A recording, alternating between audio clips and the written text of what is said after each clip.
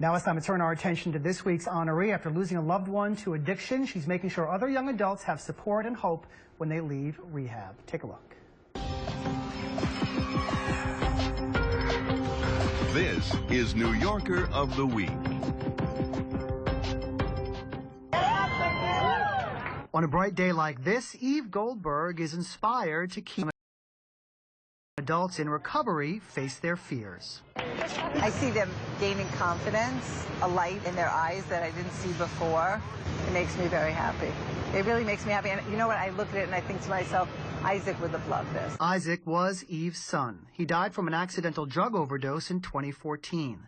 After rehab, Isaac struggled to stay committed to sobriety, finding few positive opportunities. He was 23 years old. I think that after 2 years, maybe I'm not going to get emotional anymore, but I guess I always will.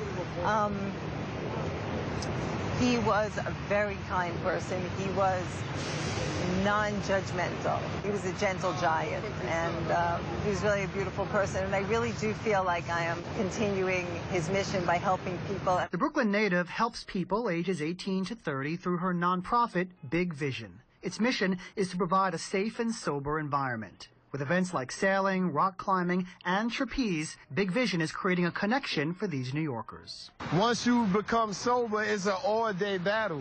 It don't never stop. Doing all these outings and all these different events, it kind of take your mind away from all the pain and the misery for a couple of hours. One of the questions I had to face was, am I ever going to have fun again? It was definitely a lesson in how to conquer anxiety and fear and get up there and have fun, which it was a whole different kind of rush. Eve's goal is to create a center, a clubhouse of sorts, where members can visit every day and night. I don't have to, pretend I'm something that I'm not, because of what they do.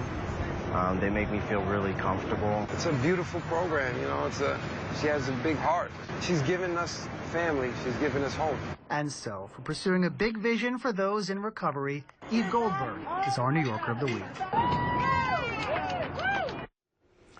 And joining us now in the studio is our New Yorker of the Week, Eve Goldberg. Thank you so much for coming in and sharing your story with us. Well, thank you for having me. It's wonderful to have you here. Speak to why a sense of community and acceptance is so important for people who are struggling with addiction or had struggled at some point in their lives. There is such a stigma attached to being an addict.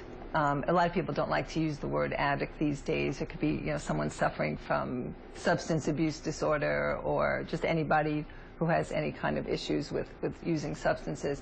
But there's a stigma, so people don't just accept them, and people don't get that walking into a party when you're not drinking and you can't be around substances when it's really a trigger for you, that it's difficult to just walk into a party or go to a sporting event. Wherever you go, there's alcohol. Wherever you go, there are people, getting drunk. There are people who are getting wasted, especially when you're young, when you're 18 to 30 years old. I hate to say it, but that's a lot of what the socializing is about. So it's very difficult, and what we're doing is trying to create a community and a safe place where they can come and just be who they are and be with other people who are going through the same thing that they're going through and feel accepted and feel good about themselves and find again in their life and just have fun. I mean, it's really a simple concept. It's simple. It's like have fun while being sober. It's simple, but it matters. And what gave you the idea to start this? What sparked the idea? There's a need to do this, and was there one moment, singular moment, that you said, I need to get Big Vision off the ground? Yes. Well, first of all, my son Isaac passed away a little over 2 years ago from an accidental drug overdose. He was 23 years old. And I just knew, well, the thing is, he really struggled having fun. He struggled to get back to life and really find meaning in life and just feel normal again.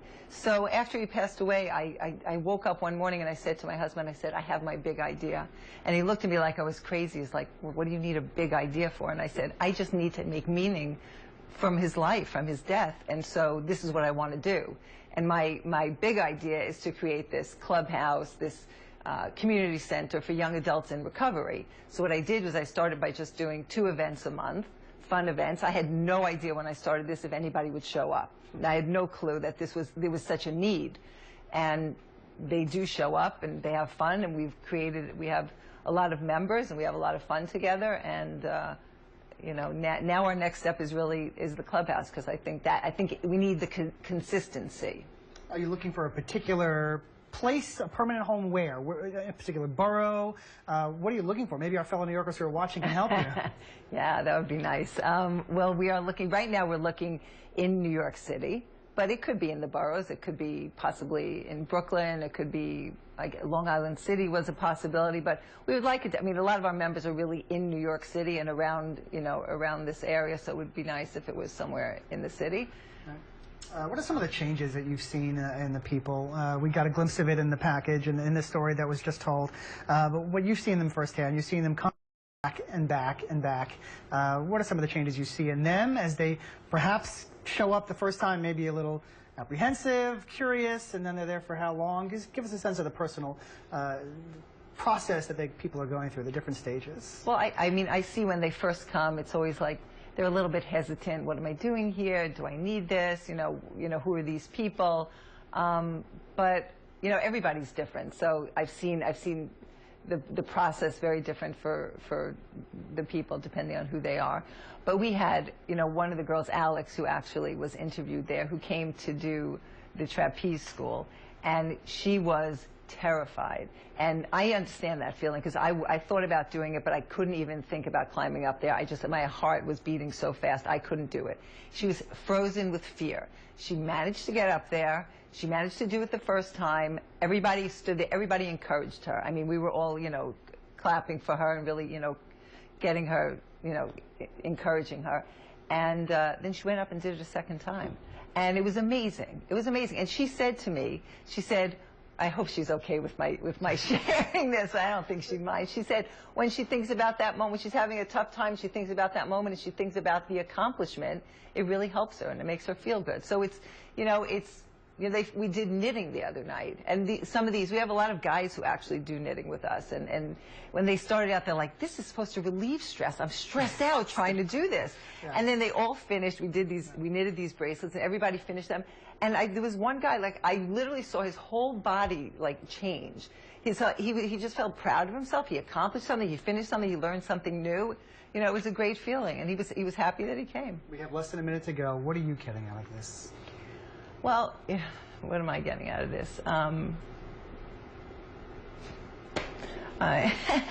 know what the answer is. I really, sorry. Okay, okay. I really, it gives me a lot of joy to see these kids, to see what it does for them, to see them happy and encouraged and doing well in life. When I see that, listen, they're not all doing well. Sometimes relapse is a part of this disease also, so we see that as well. But when I see them doing well and coming back, it makes me feel good. And I really do feel like I am continuing with Isaac's mission, because he always wanted to help people. That was just the kind of person that he was. He was giving and he loved people. And so I really feel like I'm doing what Isaac would have liked. We're proud to have you here. Eve Goldberg, the New Yorker of the Week. Thanks so much for coming in and sharing your story with us. For more information about this nonprofit, you can visit BIGVISION.NYC. Of course, if you know